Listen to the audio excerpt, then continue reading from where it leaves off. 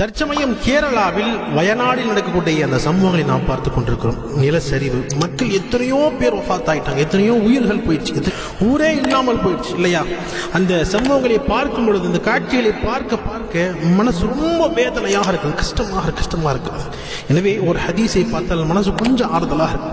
ஹதீஸ் ரசூல் ஸல்லல்லாஹு அலைஹி வஸல்லம் சொல்லியிருக்கிறாங்க, தண்ணீரில் மூழ்கி வஃபாத் ஆகக்கூடியவர்கள், இன்னும் காலரா நோயால் பாதிக்கப்பட்டு அதில் வஃபாத் ஆனவர்கள், இதே போன்று வயிற்றோட்டத்தில் வஃபாத் ஆகக்கூடியவர்கள், இதே போன்று கட்டிடம் இடிந்து அது மேலே உளுந்து வஃபாத் ஆகக்கூடியவர்கள், இவர்களை பார்த்து ரசூல் ஸல்லல்லாஹு அலைஹி வஸல்லம் ஷுஹதாக்கள் என்பதாக சொன்னாங்க, அல்லாஹ்வுடைய உயர் அந்தஸ்தை பெற்றவர்கள் என்பதாக சொன்னாங்க.